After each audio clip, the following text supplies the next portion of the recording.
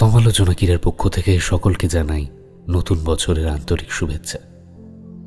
আমাদের আজকের নিবেদন পাপিয়া সেনের কলমে কোজাগরি।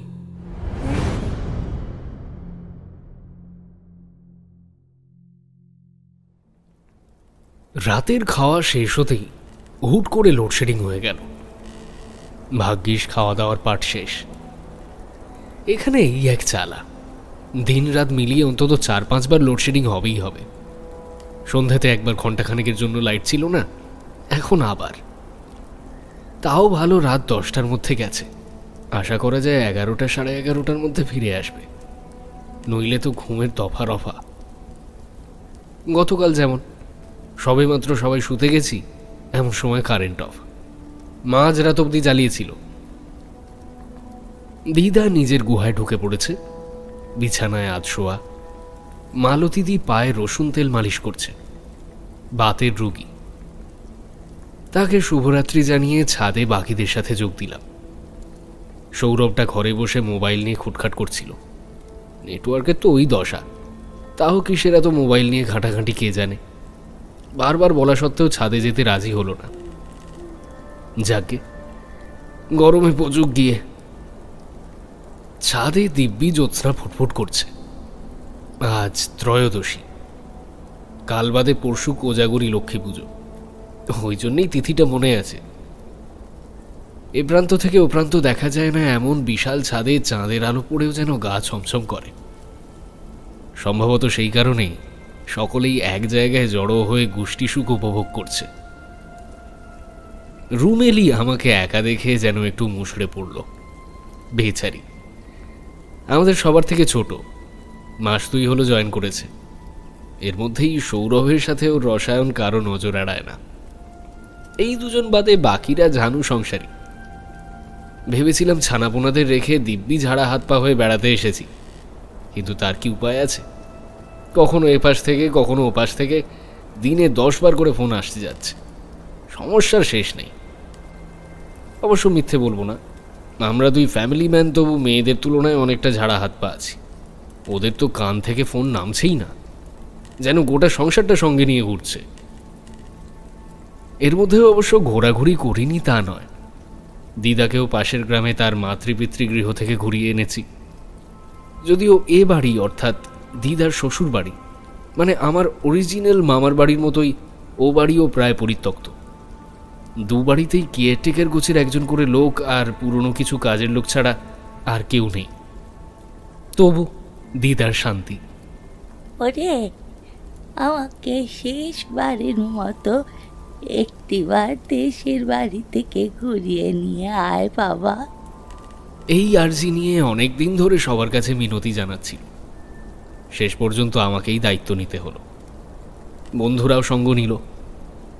বিশাল দোমহলা বাড়ি আর আশেপাশের গ্রাম্য দৃশ্যের ছবি তাদের বেশ ইমপ্রেস করেছিল। আমরা ছাদের পিছন দিকে দাঁড়িয়েছিলাম। উঁচু পাঁচিল থেকে ঝুঁকলে দেখা যায় বাড়ির পিছন দিকে মজে যাওয়া পানা পুকুর, তারপর দিগন্ত বিস্তৃত ধানক্ষেত। সব যেন চাঁদের আলোয় অপার রহস্যময়তা মেখে দাঁড়িয়ে আছে। পানার ফাঁকে ফাঁকে জলের আভাস জ্যোৎস্নায় চিকচিক করছে। অর্ণব আর শর্মিলা এর মধ্যেই ডেবিট, ক্রেডিট, ফিক্সড, সেভিংস, বাচ্চার অ্যাডমিশন, ইনস্টলমেন্টে গাড়ি ইত্যাদি ইত্যাদি নিয়ে গল্প জুড়েছে, দিব্যি সবার মাঝে ধোঁয়া ছাড়তে ছাড়তে। অন্য সময় হলে সবার মাঝখানে সিগারেট খাওয়ার জন্য অর্ণবকে শর্মিলার কাছ থেকেই সবচেয়ে বেশি মুখঝামটা খেতে হয়। এখন কিনা দুজনেই মৌতার জমিয়েছে, তাই এখন ব্যাপারটা আলাদা। আমি বিরক্ত হয়ে বললাম, এই তোদের ধোঁয়া খাওয়ার কোটা শেষ, অনেকক্ষণ বুদ্ধির গোড়ায় ধোঁয়া দিয়েছিস, এসব গল্প এবার বন্ধ কর। তনুশ্রীও সমর্থন করলো। সত্যি এই অ্যাটমসফিয়ারেও এইসব গল্প করতে ইচ্ছে করছে। অর্ণব ফাজলামি করলো, প্রোগ্রামের হোস্টকে বাদ দিয়ে কিভাবে রসালো গল্প হবে? আরে ইন্দ্র এসে গেছে, এইবার ড্রাই আলোচনা সব বন্ধ। তা তোর স্টক থেকে একটা ভালো কিছু ছাড় না। অর্ণবের স্টকে প্রচুর ভূতের গল্প, তার অধিকাংশই নাকি এবার সত্যি ঘটনা। ওদের পরিবারের কারো না কারোর ব্যক্তিগত অভিজ্ঞতা। ইন্দ্রদা, আমি কিন্তু খুব ভীতু। রুমেলি আপত্তি জানাতে চেষ্টা করল, আর তনুশ্রী ঠাট্টা জুড়ল। আরে এতজন আছি, ভূত আসুক না দেখি। ধুর, উৎসাহ পেয়ে অর্ণব সিগারেট নিভিয়ে গল্প শুরু করলো। গল্পের ঘটনাটা সেই ব্রিটিশ আমলের। তখন দ্বিতীয় বিশ্বযুদ্ধ চলছে। কলকাতাবাসী জাপানি বোমার ভয়ে একেবারে জুবুথুবু। তো অনেক পরিবারই গৃহকর্তা পরিবারবর্গকে গ্রামের বাড়িতে পাঠিয়ে দিয়ে চাকরির খাতিরে নিজেরা দুরু দুরু বুকে কলকাতাতেই অবস্থান করছেন।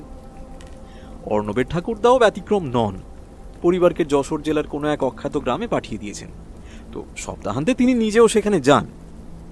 তেমনই এক শনিবার নির্দিষ্ট ট্রেন ফেল করে পরের ট্রেনে তিনি যখন ছোট্ট গ্রাম্য স্টেশনে নামলেন তখন সন্ধে গড়িয়ে গেছে। অতঃপর পায়ে হেঁটে স্টেশন থেকে প্রায় 7 কিলোমিটার দূরে তার বসতবাটিতে যাওয়ার পথে কেমন করে এক ভয়ালো ব্রহ্মদত্তির কবলে পড়লেন এবং অবশেষে গ্রামতুতো এক দাদার কল্যাণে, যিনি নাকি ছিলেন আবার তন্ত্রসিদ্ধ পুরুষ, তার সাথে দেখা হওয়ায় কিভাবে ব্রহ্মভূতের হাত থেকে মুক্তি পেলেন তারই এক রোমহর্ষক গল্প। শুনতে শুনতে ভাবছিলাম আমার গল্পটা সবার শেষে বলবো। এত বড় দোমহলা বাড়ি হোক না ভগ্নদশাগ্রস্ত, তার একটা গল্প থাকবে না? মনে মনে ঘটনাগুলো গুছিয়ে নিচ্ছিলাম। প্রায় আধ ঘন্টা পর অর্ণবের গল্প শেষ হলো। শেষের দিকটা বলতে গেলে কিছুই শুনিনি, আমার গল্পটা সাজাতে হবে তো। গল্প শেষ করে অর্ণব যখন প্রতিক্রিয়া জানবার আশায় সবার মুখের দিকে তাকাচ্ছিল, ঠিক তখনই শর্মিলা আমায় সরাসরি আক্রমণ করলো।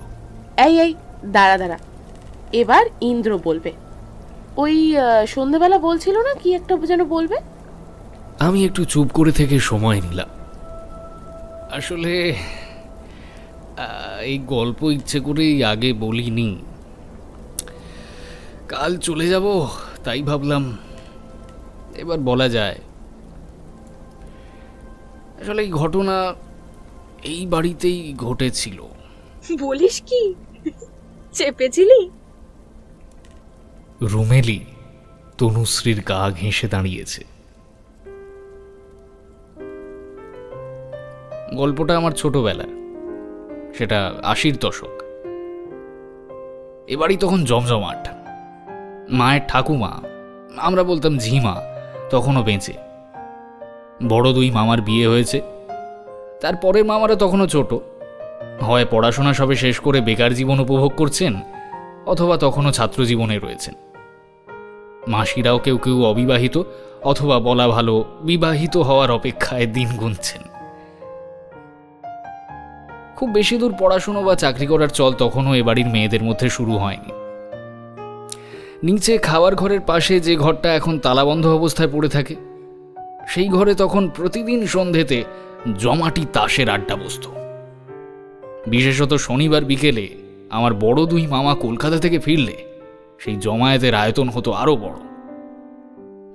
তখন গরমের ছুটিতে মামার বাড়ি আসা ছিল বাঁধা ঘটনা। কলকাতার জাঁক ছেড়ে পুজো ছুটিতে আসা হতো না, যদিও কোনো কোনো সময় লক্ষ্মী পুজো বা কালী পুজোয় এসেছি। যাই হোক, গরমের ছুটিতে তাই এ বাড়িতে আসতেই হতো। সেরকমই কোনো একবার মামার বাড়ি এসে ওই বিখ্যাত তাসের আড্ডায় রিয়াজুল মামাকে প্রথম দেখেছিলাম। ঘরের এক কোণে খুব সংকোচে জড়সড় হয়ে বসেছিলেন। ছোট মামার সাথে নিচু গলায় কথা বলা ছাড়া তাকে আড্ডার আর বিশেষ কারোর সাথে কথা বলতে দেখিনি। আমরা ছোটরা অবশ্য তার সাথে খুব সহজেই ভাব করে নিয়েছিলাম, তাই কৃতজ্ঞতা স্বরূপ প্রায়ই আমাদের 10 পয়সার চিনি লজেন্স খাওয়াতেন। রিয়াজুল মামার আদত বাড়ি ছিল মুর্শিদাবাদে। অনেকগুলো ভাই বোন হওয়ার জন্যই হোক বা ছোটবেলা থেকে দুর্বল স্বাস্থ্যের কারণেই হোক, তার নানি তাকে শৈশবেই নিজের কাছে এনে রেখেছিলেন।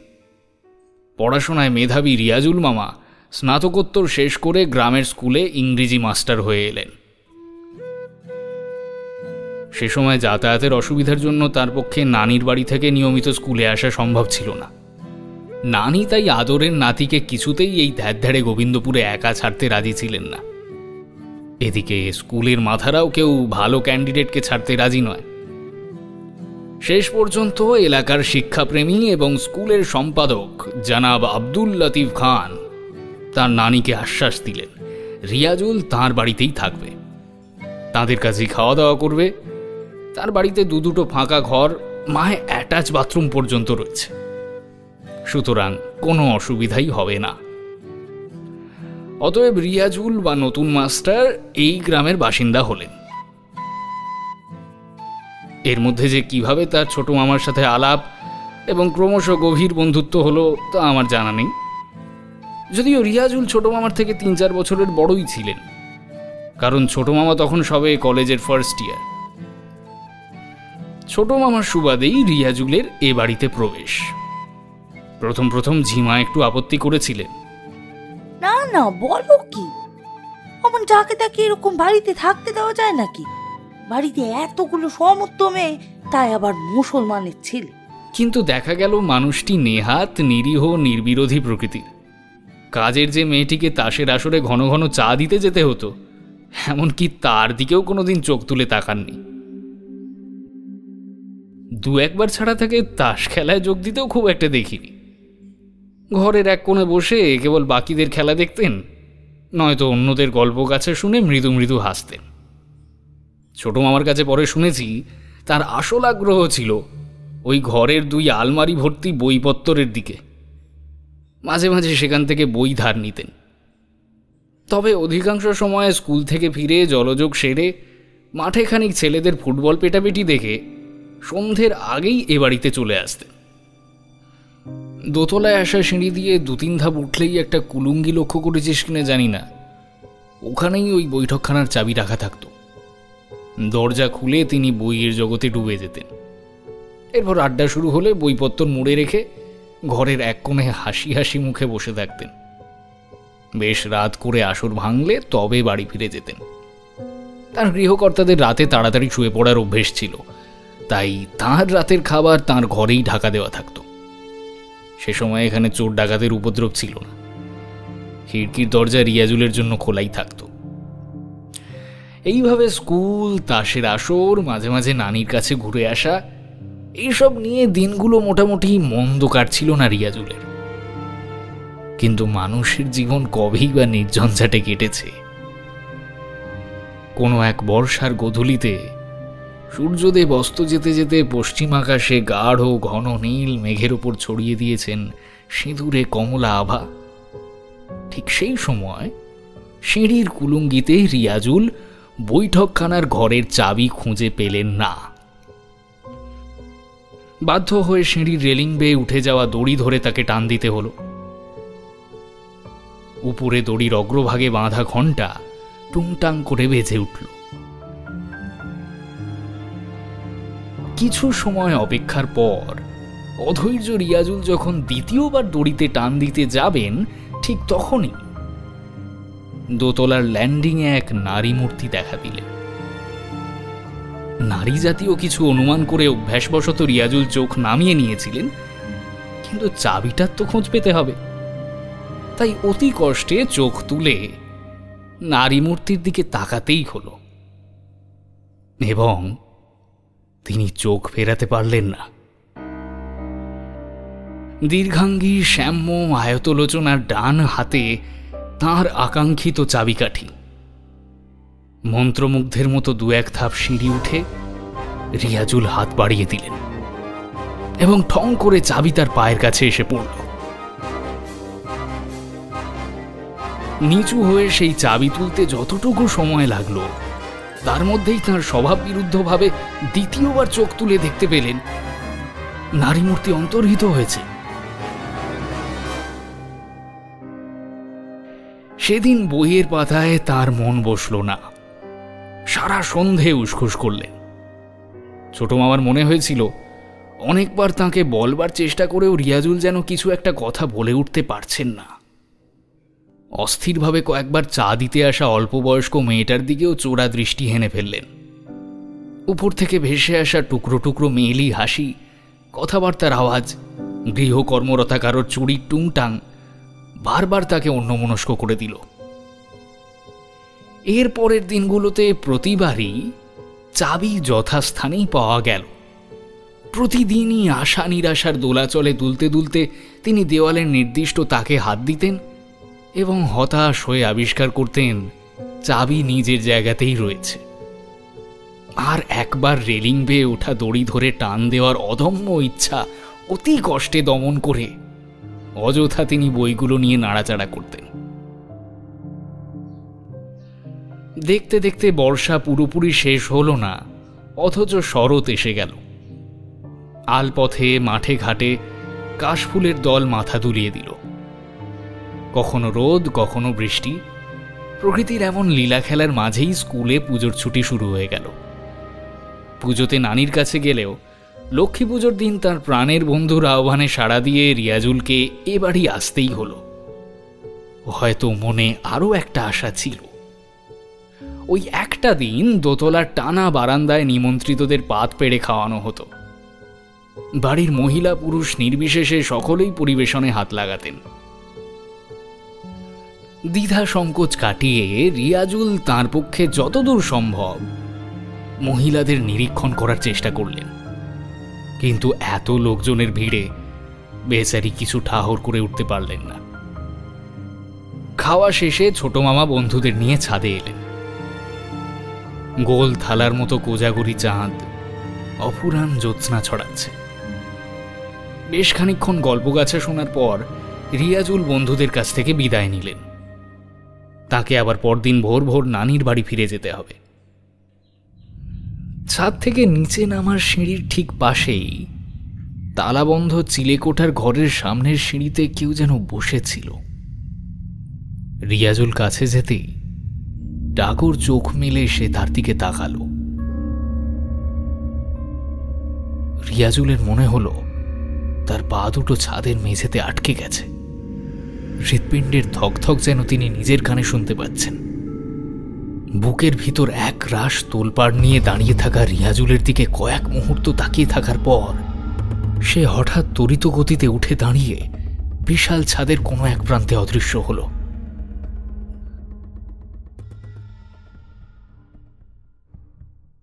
এরপর নানির কাছে 4-5 দিন কাটিয়ে রিয়াজুল ছুটির মধ্যে আবার গ্রামে ফিরে এলেন।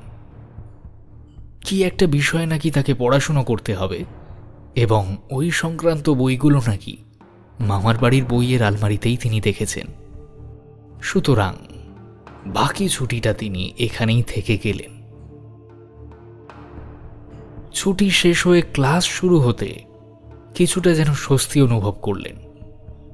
অ্যানুয়াল পরীক্ষার প্রস্তুতি, খাতা দেখা, রিপোর্ট কার্ড তৈরি ইত্যাদি কাজের চাপে তার অস্থির মন যেন কিছুটা আরাম পেল। তখন নতুন বছরে ক্লাস সবে শুরু হয়েছে। একদিন গোয়াল ঘরের দায়িত্বে থাকা বিষ্টুদা খুব ভোরে বাড়ির সামনের পুকুরের পাশ দিয়ে গোয়ালের দিকে যাওয়ার সময় ঘাটের চাতালে অচৈতন্য রিয়াজুলকে পড়ে থাকতে দেখল। ততক্ষণে আব্দুল চাচাও রিয়াজুলের খোঁজে মামার বাড়ি চলে এসেছেন। তার স্ত্রীর ভোরে ওঠা অভ্যেস। খিড়কির দরজার সামনে জল ছড়া দিতে এসে তিনি দেখেন দরজা খোলা।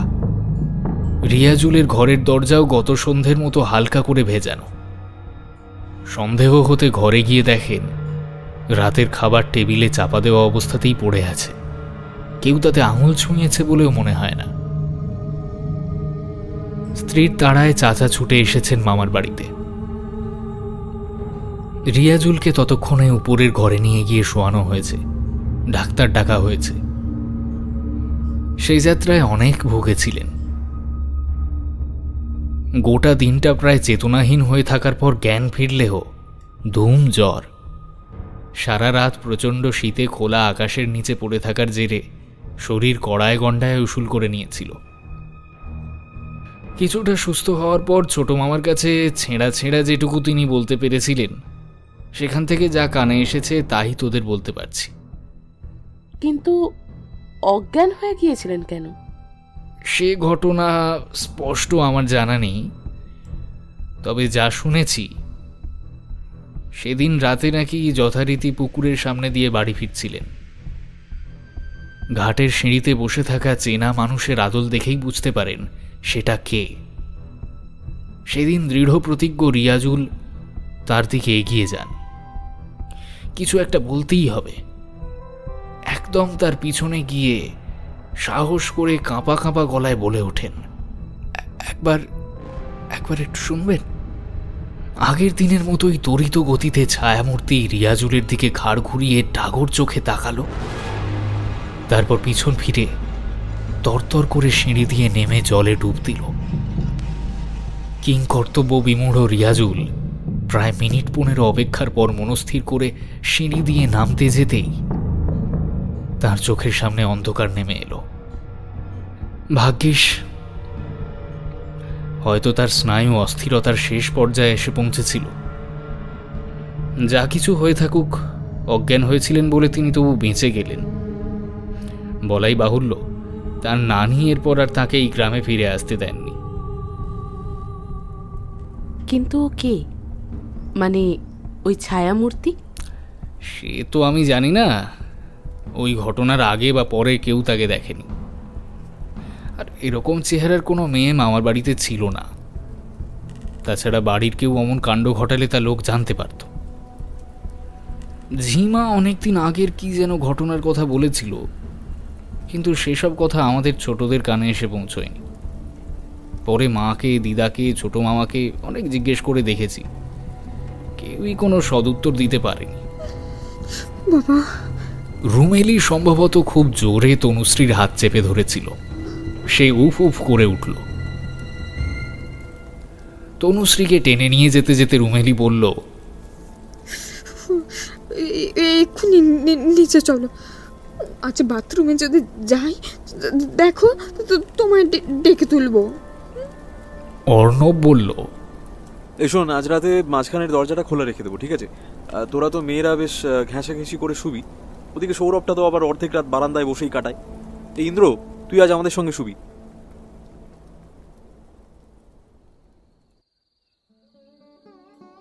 কোজাগরি রাত উঠেছে কি, উথলানো জোছনার ভরপুর রূপ তার, সুন্দরী চাঁদ অনুরাগে চেয়ে থাকে টলটলে পুকুরের আয়নায়, কাপা কাপা জল ছবি ফোটে।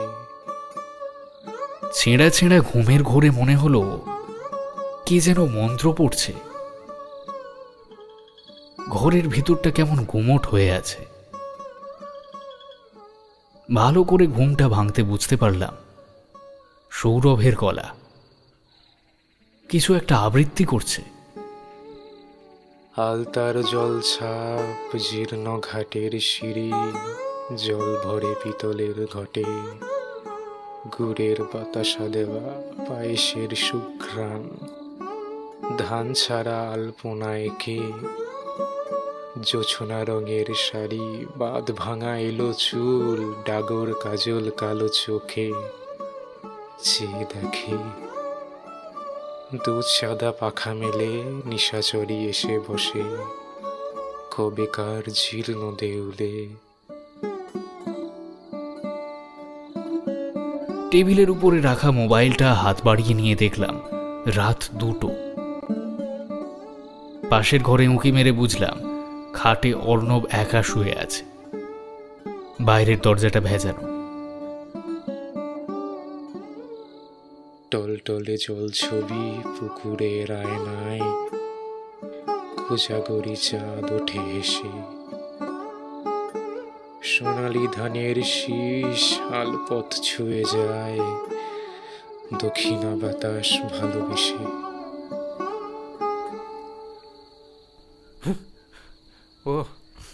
কাঁধের ওপর হাতের ছোঁয়া পেয়ে সৌরভ এমনভাবে ঘাড় ঘুরিয়ে তাকালো যেন বিশেষ কাউকে খুব আশা করেছিল। স্পষ্টই বুঝলাম আমাকে দেখে তার সেই আশা পূরণ হলো না। হায় রে, রুমেলি যদি জানতো তাহলে আর অভিমান করে থাকতে পারতো না। বললাম, এই 2টো বাজে। হ্যাঁ, এবার শোবো। তাড়াতাড়ি যা ভাই, কাল 9টার মধ্যে তো বেরোতে হবে। আরে 8টা পর্যন্ত ঘুমালেই 6 ঘন্টা ঘুম হয়ে যাবে, এনাফ। সুস্থভাবে এসেছি, সুস্থভাবে বাড়ি ফের বাবু। যা, মশার মধ্যে বসে আছিস দেখ, তাড়াতাড়ি ঘুমো। যাচ্ছি, এই ঘরেই ঢুকছি। মনে হলো কিছু একটা বলবে ভেবেও সৌরভ যেন মনস্থির করতে পারছে না। জিজ্ঞেস করলাম, কিছু বলবি? না, তেমন কিছু না। আচ্ছা ইন্দ্রদা, এখানে কানাইদার কাছে ওর কোনো রিলেটিভ মানে একটা মেয়ে আসে, তাই না? হ্যাঁ, কানাইদার ভাগ্নি। দেখছিলাম পরশু আমি ওই সানসেটের ফটো নিতে গেলাম, দরজা দিয়ে ঢুকছি, দেখলাম একটা মেয়ে বেরিয়ে গেল। আজ সন্ধ্যাতেও তাই।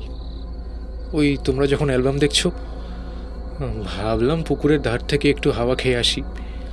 আমি বেরোতে যাব, দেখি মেয়েটা আমার সামনে দিয়ে পেছনে কানাইদার ঘরের দিকে চলে গেল। তবে যাই বলো, তোমাদের গ্রামেও কিন্তু ওই বয়সী মেয়েরা আর অতটা শাড়ি পরে না। শাড়ি পরেছিল? কেমন দেখতে রে? একটু ডার্ক, বেশ ডাগর ডাগর চোখ, আর লম্বা লম্বা বিনুনি। মাথার ভিতর যেন ঘন্টা বেজে উঠল। পরশু সালোয়ার কামিজ পরা ছোটখাটো গোলগাল চেহারার যে মেয়েটা ঘন্টাখানেক গল্প করে গেল, বাড়ি থেকে বেরোবার সময় তো আর সে দীর্ঘাঙ্গী শ্যামবর্ণা হয়ে যেতে পারে না। সৌরভকে প্রায় টেনে ঘরে ঢোকালাম। খবরদার বলছি, ঘরে ঢোক। কি হলো হঠাৎ? ও ভয়ানক অবাক হয়েছে, মুখ দিয়ে বেরিয়ে গেল, শোন, কাউকে আশা দিয়ে সরে যাওয়া ঠিক নয়। এটা বুঝিস তো? অন্ধকারে ঠিক বোঝা গেল না, তবু আমার মনে হলো সে যেন হঠাৎ করে স্তব্ধ হয়ে গেল।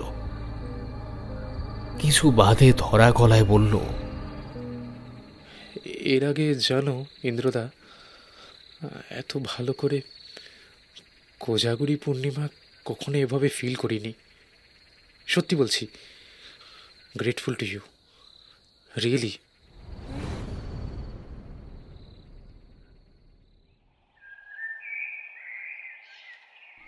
ইচ্ছা ছিল 9টার মধ্যে স্টার্ট করে 12টা সাড়ে 12টার মধ্যে বাড়ি পৌঁছে যাব। দিদা তাহলে স্নান খাওয়াটা সময় মতো সারতে পারবে। কিন্তু দিদাকে যখন গাড়িতে ঠিকঠাক সেট করে বাকিদের ফোনে তাড়া দিচ্ছি, তখনই 9:45 বাজতে চলেছে। রুমেলি ওর ব্যাগ নিয়ে পিছনের সিটে এসে বসল। এখানে আসার সময় পুরো রাস্তা ও আর সৌরভ পিছনের সিটে বসে এসেছে। মনে হচ্ছে পিছনের ঝাঁকুনিটা বেশ ভালোই এনজয় করেছে। আবার ঝাঁকুনি খেতে খেতেই মন কষাকষিটা মিটিয়ে নিতে চায়।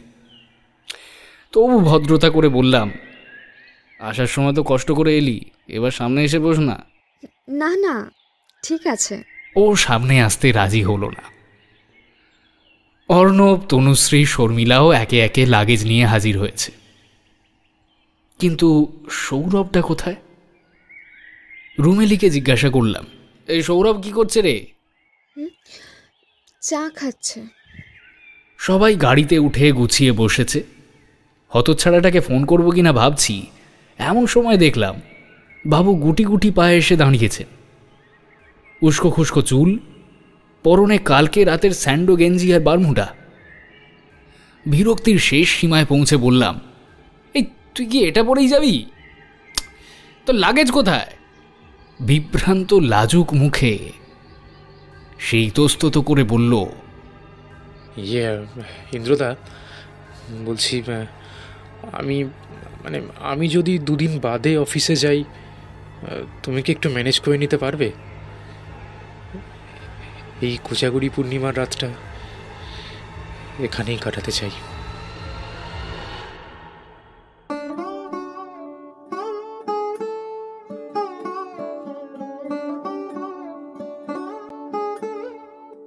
শুনছিলেন পাপিয়া সেনের কলমে কোজাগরি।